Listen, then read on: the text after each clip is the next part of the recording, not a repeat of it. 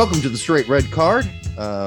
Thanks for listening. Make sure to subscribe, like, share it with your great Uncle Klaus. If you have an Uncle Klaus, he probably likes this. He might like the show. He's probably German. Not a lot of guys named Klaus anymore. Not in America. There are no Klauses. And I don't think there are many Klauses in Germany either, Brett. Everybody names their kid Sebastian now. So Klaus is just, that name's just fucked. It's done. Although I like Klaus, and I keep hearing class. No, it's Klaus. I know, but I'm just saying. When you kept saying, I kept hearing class.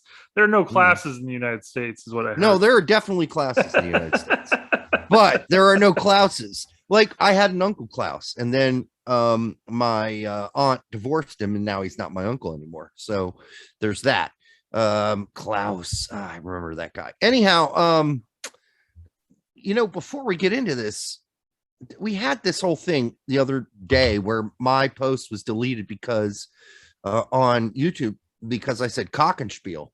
But you brought up a great thing about badminton, and you know what? The word cock in general is widely used for other things than for penis. A nickname for a cock. Like the French. That doesn't make sense. The French say cock. That's their official word for rooster. That's a cock, right? Yeah. I mean that's an official. That's a term around the world for a rooster is a cock. Cock fighting. Yeah. That's not two penises going at it. That's two roosters. Let's start testing the YouTube algorithm and posting comments where we bring up cock in various terms. I want all of our commenters to include the term cock properly in all of their comments. I feel like there's got to be ways you can do it, and let's do that. What's the badminton? What's the badminton one? Shuttlecock. Shuttlecock. Now it's not a birdie. It is a birdie. The birdie's the nickname, but the actual term is called a shuttlecock. Why the fuck they name it the shuttlecock? But it looks like a fucking space shuttle.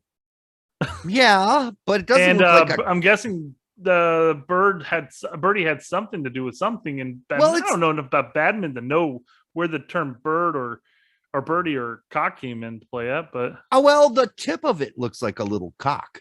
So maybe that's where it came from. Maybe it's legitimately saying, this is a spaceship penis. Shuttle could be. I don't think so.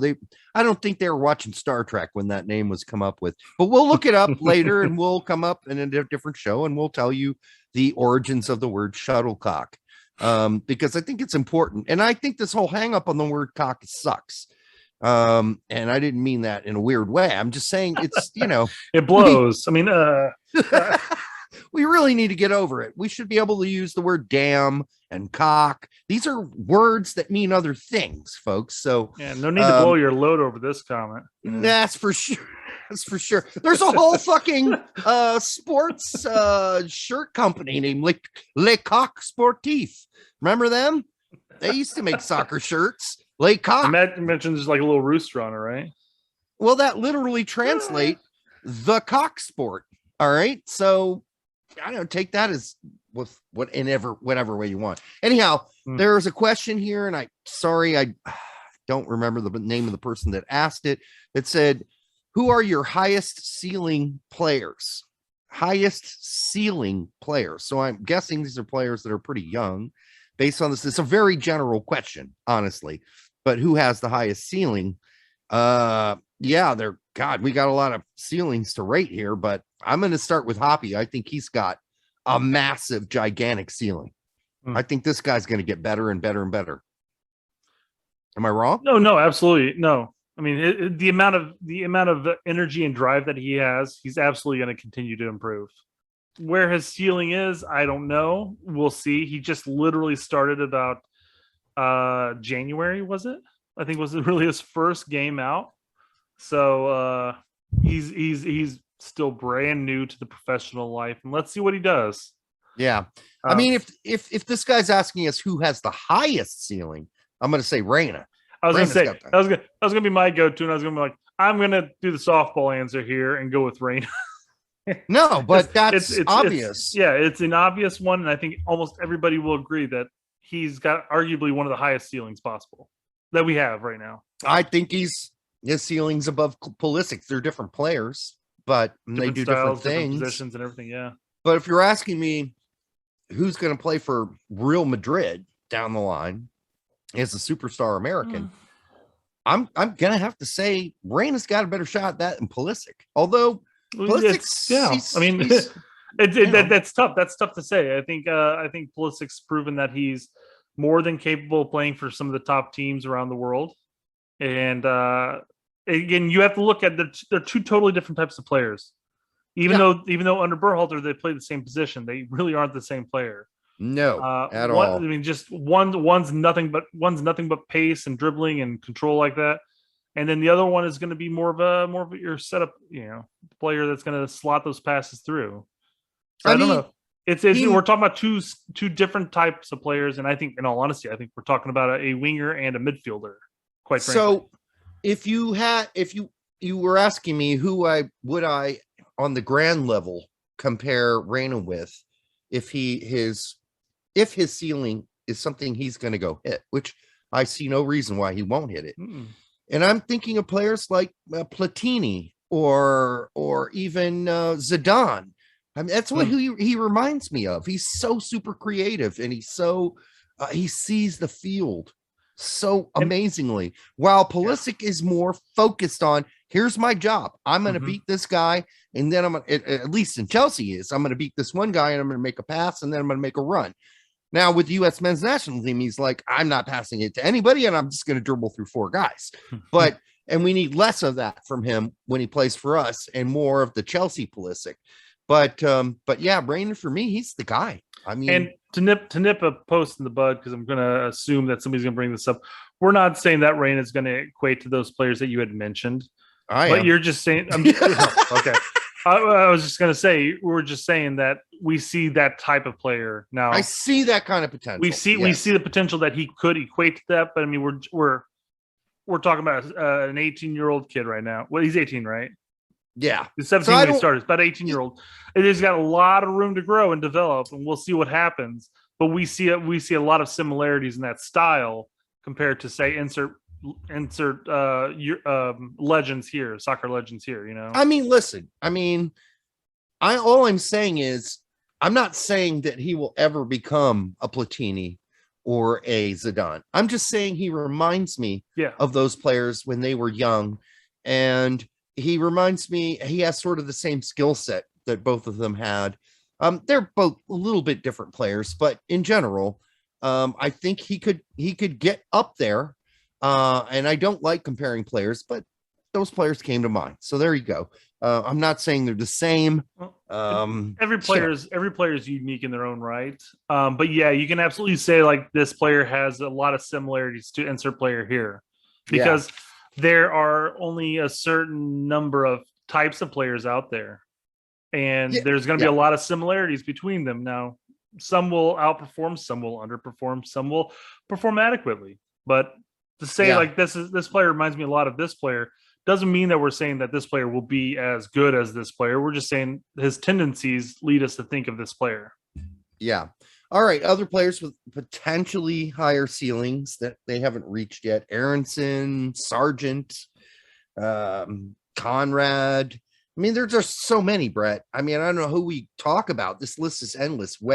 Scally now in the discussion. You can mention pretty much any of our starting 11 that's under 23 at this point. I mean, you can even bring up Adams, who's playing for arguably, not mind you, they're not one of the best teams right now in Bundesliga, but have been over the past couple seasons with Adams being there and playing. Yep. I mean, you're talking about a player who was playing for one of the top teams in Bundesliga already at that point. And he's still like under 23 at that point. So I mean, we have a large number of players who still have room to reach their ceiling, but are already hitting a pinnacle that a lot of players strive to and fail to succeed at. And I think for a lot of these players, it's not so much like for Adams. If I'm talking about him getting to his ceiling, it's really not about technical shit at that point, because I think he is who he is. I think it's about becoming wiser, wiser strategically, wiser tactically. Yeah, I don't think he's going to become a better athlete than he is now. I think he's at his peak, and I think he'll be at that peak for a while. Sure. And I don't think he's going to become a better dribbler or a better, I mean, might, but it'll be barely noticeable. Well, in fairness to his position, that's not required. Right. He doesn't need to be an all-star dribbler at his position. Right. Whereas if you're talking about Scally or Reyna, you're talking about really younger players. I don't know how much younger Scally is, but he's young. I think he's like 19. 18 or 19. Yeah. Somewhere in that range. I mean, we're talking about players that still are going to develop physically as well. And when you develop physically, you also can develop, your athletic ability around that. You're going to have to learn how to your skill set's going to have to evolve as well, because it's going to offer you more benefits, possibly, if you learn how to use them. So, yeah, I mean, for the really young guys, they got several levels they can move up the ladder here, not only technically, but also physically, skill. So the really young guys, I don't know, the answer to the question, I mean, you can look at Richards. Richards got a long way to go, but I think he's got a pretty high ceiling. No, absolutely. But even at his young age and limited experience as a whole, he's still starting for a mid-team Bundesliga team. A mid-table, yeah, mid-table. That's meant to say, but yeah, mid-table Bundesliga team. Dest, I think Dest with more maturity, a wiser Dest. Yeah, I mean, he's should get better. He shouldn't get worse. Anthony Robinson has just made a giant leap in my mind from the Anthony Robinson I watched 2 years ago. So he's still growing in many ways. There are all kinds of, you can talk about Luca de la Torre. You can talk about Alan Sonora in Argentina, who's, killing for his club Independiente. But yeah, I guess to answer your question generally, yeah, there's a ceiling and we're very young and we've got a ways to go to get to that potential ceiling. So yeah, and like I said, insert any of the U23s that are currently starting for the respective clubs and playing for the national team at this point as a high ceiling. It can be that still have room to grow and develop into that point. But if you had to pick one, I guess at this point, and to answer the question, I'm going to have to stick with Reyna. Yeah, I mean, if you want the top one, it's Reyna. But there are other guys we haven't even mentioned, but that have potential, like Cade Clark, Leon Flack, Araujo. I mean, they're Bucio. They're all. Let's see what Pepe can do. Fuck, he just recently got in there. Pepe, yeah. I mean, the good news is, folks, we had this discussion, let's say 20 years ago, we'd be talking like 5 players. Okay, so let's go 10 years ago. 10 years ago, it'd be like a handful of players still. Yeah. We are spoiled right now with the luxury of young, growing players. And yeah, it's good to be spoiled because, I spent the majority of my life not being spoiled, but watching a slow evolution. And this is an explosion that we're seeing out of MLS academies, out of Europe. And people that don't know that that's happening are still going to say, oh, USSF sucks. Well, they do, but they're not responsible for player development at this point, really. MLS is taking that job. It should be at this point, yeah. And they're doing a good job, Dallas. Now, if USSF really wants to have a hand in that a little bit more, then they can just flood money into the youth development programs of the league itself. Similar to what Germany did with Bundesliga. What year was it that they really flooded hundreds of millions of dollars into the club teams because it was just like we need to change some stuff here. But they did that, and then all of a sudden they came out and they had a flood of youth products, and now they're like 3, 4, 5 deep that could play at any point. Yeah. So, if USSF really wants to get their hands into really youth development for the most part, they could start flooding the leagues with money. That's the way you'd have to go about it. They could get into the grassroots academies at even USL clubs if they wanted to. And say we'll supplement you. At the USL level, it wouldn't cost that much money In all honesty, compared to like the academy levels at the MLS. In all honesty, and my opinion. I mean, I guess I don't know the inner workings and the costs, but we're talking about two different divisions and two different financial setups. Yeah, and then there's futsal. You know, Yep. across America, USSF could get involved in developing futsal courts everywhere. I know there are several nonprofits working on that all over the country or parts of the country. So there are ways that USSF could get involved, but I think the IMG Bradenton Academy thing, that model is over. It's pretty much done. Yeah, I mean, at this point, at any of the youth national levels, they just have to call in players from insert academy here. You know, yeah, the academies are already developing players, and you mentioned a number of academies that are doing a significantly better job than other academies. But at this point, you can scout those academies. You don't need to bring them in and have them set up as a residency by any means. At this point, it seems like it's an archaic setup, and they can make that change now and just let MLS run rampant with that development, because MLS has the financial incentive to develop those players. Exactly. So we're going to close this show out, but there have been a couple commenters, and I'm fine with it. I mean, we don't lose any sleep over it. But if you're planning to come and post, please do not pontificate and pretend to be the adult in the room. Nothing is more repulsive and disgusting than going to a page that is obviously we do not fucking take ourselves that seriously. So do not pretend to be the adult in the room, because we're older than you most of the time anyhow. And your comments make you look like a real jackass. Well, yeah, and that's the big thing. Because if you do have a point you want to make, and you do disagree with us completely on a topic we're or fine subject, with that. That's perfectly fine. But what ends up happening if you come out and you sound pretentious and you sound like, as you mentioned, the quote unquote adult in the room? Yeah. Not only are you gonna persuade us to not really take your comments serious, you're gonna persuade most people to not take your comments serious. Like, oh, who's this fuck? Like I mentioned, like who pissed in your cornflakes? It's just a brush off comment at that point. Like, hey, we're here, we're drinking, we're having fun, we're just joking around, but we're also talking about points. And if you want to disagree with us. Yeah, I don't care. That's perfectly fine. And and as Reynolds did, he just told us to fuck off. And it's not like that hurt our feelings, but there's probably that's not unnecessary. Hey, and you know, some of his points are perfectly fine. They were. And I came across his another post and another topic, and I can understand where his frustration is coming from. Yes. On a number of things. He's very frustrated. Again, and sometimes we're culprits of this as well, but we play to our emotions, and sometimes they get the better of us. So again, just when you come and comment, you can still kind of be you can still be a little rude to us. We don't really care. I mean, we're out there to have fun, and we'll respond and but make your points thorough. Just talk to us like you would talk to us as if we're having beers, and that's what me and Derek are doing right now. We're just drinking. But don't talking.